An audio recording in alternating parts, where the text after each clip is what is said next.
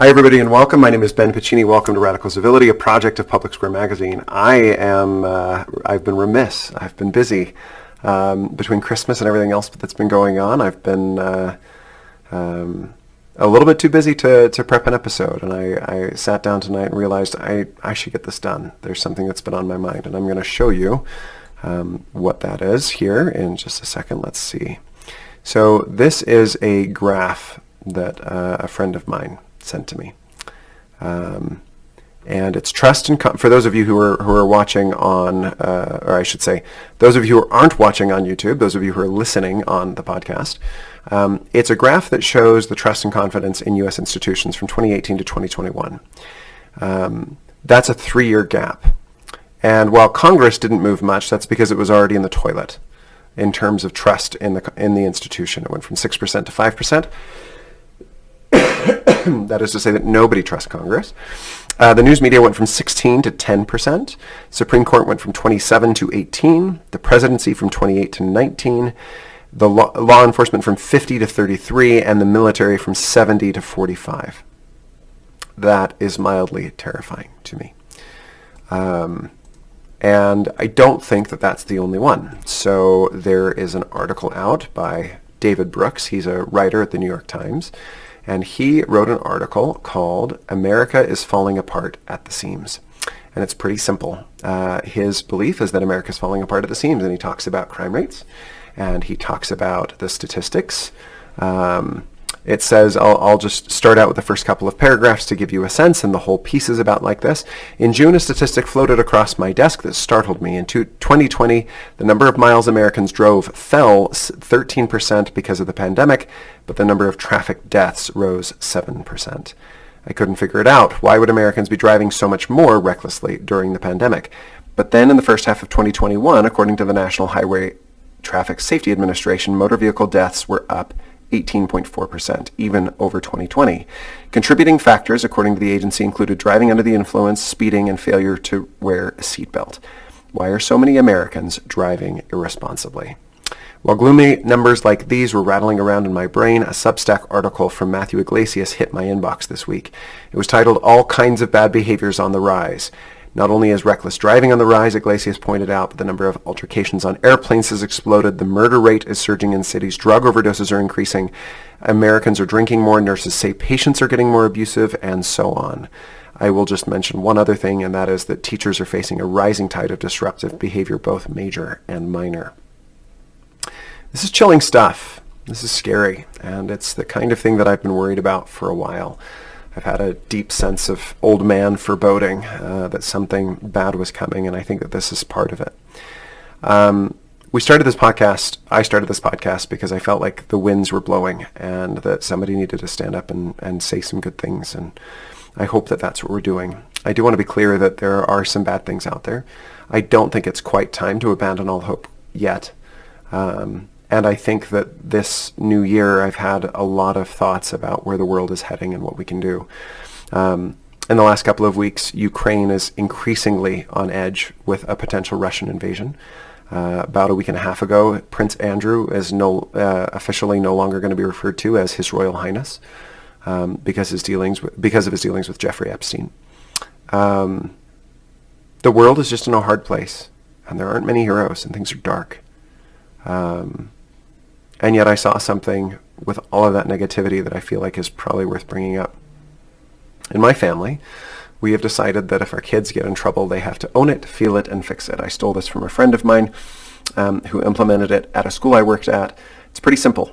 You have to own what you've done wrong, show that you can feel what you've done wrong, and then you have to fix it. Remunerate in some way, or make recompense, right? Not just I'm sorry, but also, and I'm sorry enough to make your bed for you tomorrow, or play with you with the favorite toys that you have, or let you borrow my favorite toy.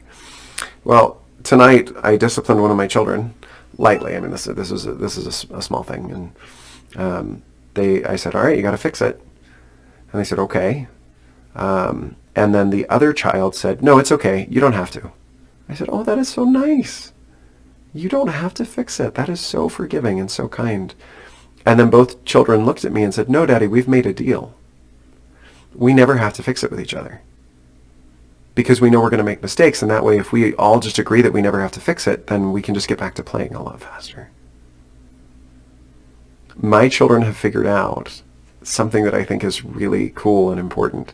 It's funny, as an education teacher, one of the things that we talk about is behaviorism. Behaviorism is the idea that if you, it's most famous for, I shouldn't say that it's, I'm not going to define it here, but most people know it as carrots and sticks, that if you punish bad behavior and you reward good behavior, you'll get a lot more good behavior. And so I'm talking to my kids and I'm thinking about this behaviorism, what I've done to them, right? I've instituted a clear set of routines for when they misbehave, and that is that they have to fix it with each other and potentially with me.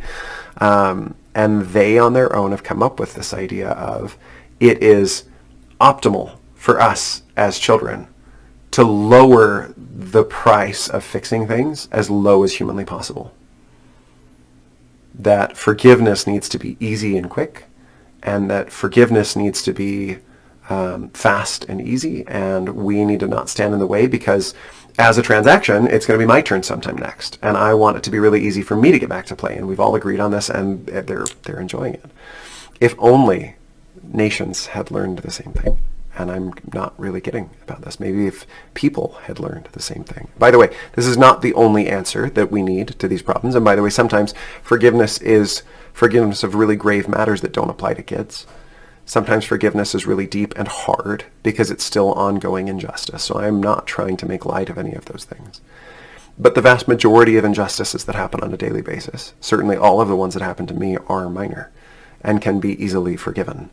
And given the weight of some real injustices that are happening, I don't know that I really need to hold any grudges against my injustices. Because as it turns out, I've had a really, really good life. So I think that in my children's story, maybe there's a little tiny bit of an answer. Part of the answer is that kids figure things out naturally on their own. By the way, part of what I love about this, a lot of my teacher students, my student teachers, I guess I should say, a lot of them say, well, behaviorism is not a good way to go. And I offer as evidence the movie Klaus. I love the movie Klaus, Klaus, K-L-A-U-S, Klaus. And it's a Netflix original, and it's a brilliant movie. And basically, it's the story of how carrots and sticks work. And if you just reward kids for doing the right thing, all of a sudden you can transform a whole town. And it's beautiful. And it's because he starts to bribe kids for his own selfish reasons, and then they start wanting to do the right thing because of his little bribes. I don't think it's that simple. But I do think that my kids have hit on something really important. And that is that forgiveness is part of what is missing. I'm reminded of a talk by President Gordon B. Hinckley a few years ago, where he talks about the story of a young teenager who just was with some friends and thought it would be funny to do something really stupid. So they bought a frozen turkey, were on the freeway, and then threw it out the back of their car while somebody was driving behind them. She crashed, had to have multiple surgeries on her face, did incredible damage. And the teen involved was just beside himself. And she decided to forgive him. And they embraced in the courtroom, if I remember correctly. I don't think that forgiveness is the only answer, but I think it is part of the answer. And maybe forgiveness is part of the answer because it allows us to get to the other parts. Or maybe because if our heart is in a place where we can forgive, then maybe some other things are also right, where we are listening to each other, we are hearing each other, we are caring about each other. I'm always consistently afraid that people think that civility is just about a bunch of rules. It's not. Civility is about caring about the other person enough to hear them and to see them as valuable and worthwhile.